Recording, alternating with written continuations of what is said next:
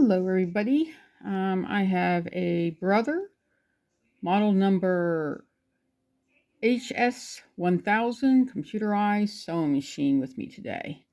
The lady said that she was just having a few issues with it. I found that she had broken her threader. This has a threader on it, but the thing is actually broken here, and I'm not sure what we need to order, so I'll have to look that up for her. But we're not worried about that because you don't have to have a threader to actually thread a machine, because this one here, I don't know if I'll show you real close.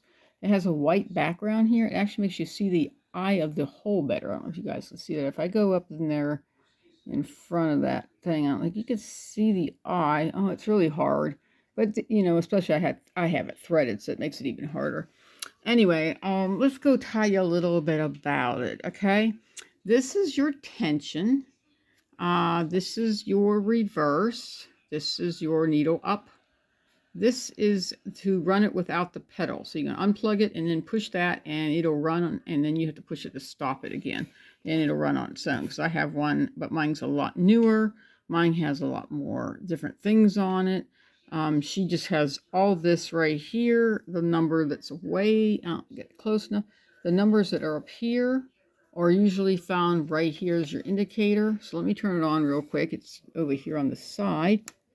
That, okay, now it's turned on. And you can, I don't know if you guys can actually see it, but you know, if you want to make it go, like I'm going to make it go in the center. So that's one. One will be in the center, okay? Over here it says 2.5. Well, I prefer it at 5. So I'll keep going until it says 5.0, because that's your base stitch, okay? My finger keeps getting in the way, bad me. This is your speed control. I like it in the middle. I don't like going too slow, and I don't like going too fast. I like it right smack in the middle.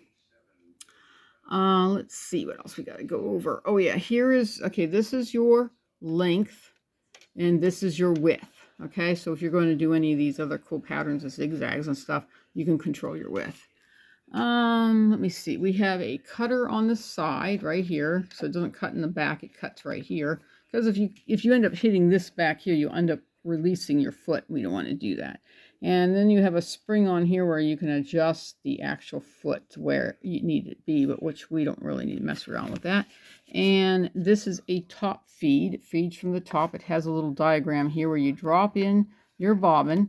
You make sure it's running off this way, just like it's on the top of your machine. When you run your thread through, it goes in the back. So this is always going in the back, and it comes up this way, and then you follow through this, around this, and it cuts it right there, and the thread stays on the bottom until it's time to sew, okay? And the machine will pull it up through automatically. This is how you thread this machine. You come from the back of your spool to this area here, and you hook it into this hook. You want to make sure your foot is up. So you want to put this up. Your foot is now up, so you can thread this. And you can put this way, and you go down this way, and you go around this way. And it does have little tiny arrows that tells you each step what you're doing. And you come back this, and then you got your uptake right there, and you come back this way, around there, around that, down here, into this little, ledge thing here, and then into the needle right there. Okay. When you're ready to sew, you want to put this down, your foot down. A lot of people ask, well, how do you control your foot pressure? Well, that's what this thing does. It's a little on the automatic side, so it'll do it itself. So if you're running some stitches, I would run a few stitches so the machine can adjust itself, because it will adjust. My machine will actually adjust the tension, because it's a little bit newer. This one you have to adjust it yourself. So I adjust it to 4 because I'm using a stiff cotton. And run your rewinder. Okay, this part here. If you ever get thread stuck underneath, just so you know, this does pop up, so you can clean the thread out from underneath it right there. Then you pop it right back down. Make sure it hits the connections. There's 2 connections on each side, so that will run. And you want to start your thread back here, and you want to circulate all the way across this way, back down this way to your bobbin, and then you click it, and then you can run your pedal, or you can hit your automatic, whatever you want to do. I usually hit my pedal and just feel it so I can watch it. So that's what that one does.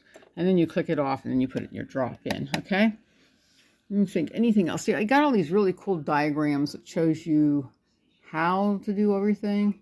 See a little diagram? So that's really neat about that. So you can always never forget. Can't think of anything else. So let's see. This one has a compartment, and it says it shows here to pull this way. To pull this way. It has 2 places to put your bobbins in case you want to put bobbins in. I don't usually use my compartment very much, but I do put it back on so I have a little table. When I'm doing legs and stuff like that, and sleeves and things like that, or hems, I always open this up so I don't have to worry about that. But I think mine is much bigger. Mine's a little different. Mine's a lot bigger than this one. This one seems small, but you know, it's a good beginner one. And well, let's go ahead and listen to it and see how it sounds. So I'm going to hit the pedal here. There we go. And now, all right, let's put it in reverse. So you have to take your foot off the pedal, and you're going to hit this, and hit it again. That's your backup. 2-time backup, that's all you need. And you go forward again.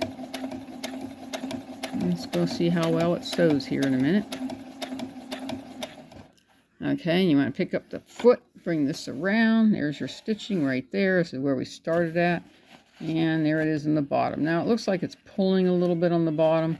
It's because it's got a really big needle on it. I didn't change your needle out because it's still really sharp. And this is a really dense cotton, so it does make it look like it's not stitching correctly.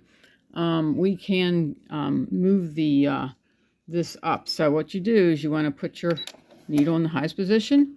Okay, this is your foot is down, and now you can move your tension. So we'll move ahead and move the tension to like about, let's say between a 4 and a 5 to see if that changes it any. And we're going to run it again. So, and when you adjust that to it, it makes it easier. Well, let's see how that one's sewed. Okay. All right, turn this back over. Up to there. Let's look at this. And over here. It did change it a little bit. Yes, now it's not, let me get it up here. Now it's not pulling through. See how it kind of pulled through back here? It's not pulling through anymore. So that's how you adjust that to make sure it doesn't pull through, okay? And then if you want to do another stitching, I always put the needle up. I just saw something I like to do. Let's do 49. So we're going to go over here, and we're going to hit 4. Hit 4 on this side. 4, and then 9. So I'm at 1, 2, 3, 4, 5, 6, 7, 8, 9. Okay, now it says N foot, but I don't have an N foot, but it'll work with this J foot. So we don't have to worry about that. J foot will work just like an N foot. Some people think they need to have the specialty foots, but it's up to you. Now let's watch this one do this little trick.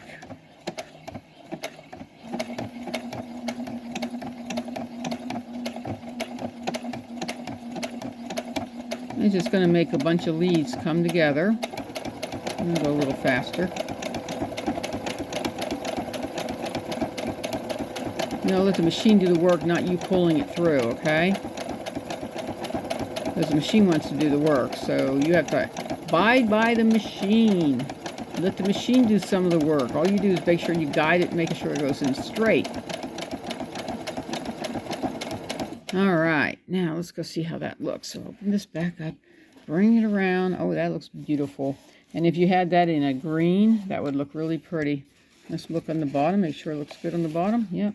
Now it'll pull through when you do any kind of designer stitches. It normally does that. I've never seen it not do that. All right, so what do I want to do here? We're going to go this way with it and do a couple more, or maybe we'll just do a straight stitch. All right, so let's drop this down. Bring the needle back up. I always like to do that because I don't like the needle moving around. And then we just do negative. Let's see, number 9. Oh, I don't want to do 9. It looks like teeth, huh? So let's see, we go to down 8, no, 7, 6. Let's do a basic zigzag. How about number 4 for basic zigzag? Just for the fun of it, okay? Just going to do a smaller little zigzag. Okay, now we're going to pick this up. Turn it around so we can go do a bigger stitching and make it look nice. I always like to do a few extra stitchings on these sewing machines, so they could do a lot. So, and you don't really have to do a backup on the stitching unless you want to do some backup. I did a lot of different stitches since I was messing around with it, make sure it's running really well. Okay, now we'll pick this up, turn it around. There's our zigzag. Can you guys see the zigzag? and stitching underneath. Yeah, it's just pulling a little bit, but normally that's what you want to, you don't have to really make it perfect, but it's perfect enough. Oh, come on. Oh, I hate when that happens. You ever do that and try to make this stay and this down? Okay. Sometimes when you're doing these patterns, you might have to adjust this again. So that means the needle's got to be in the highest position, and you just a little bit more, okay? And then we'll do it. Because sometimes when you're doing straight stitch, it does it differently than you do for a zigzag or a designer stitch to keep the thread evenly so it doesn't mess it up. So let's see if it changed it any. I'll pick this up and see if it changed it any. So here we are on this side. Here's what we did. Oh yeah, see now it is not pulling as much as it was pulling here. Now it's pulling less. Okay, that's good. Well, we know we fixed that. Like that. Okay. And I know you can leave the needle down if you want to, but I've run so many of them that weren't like this. So we're going to go ahead and move this back to the middle and go back to, let me think here, back to 1, and then run that a little longer. Now this is going to be a 2.5, so it's going to be smaller stitching. All right, and we got this done, and then we got the smaller stitching. See the smaller? I don't know if you guys can see that. Let's get this a lot closer. And the smaller stitching does perfectly every time. And now this woman will be able to pick up her sewing machine. I'm so happy it's all finished. She'll pick it up on Monday morning because that's what I do. I work on them sometimes on the weekends, and I get them done. And then that way, all the machines are finished and the videos are uploaded. And then I just share the videos and then I call them up and say, okay, could you come pick it up on Monday morning around 10 o'clock would be great.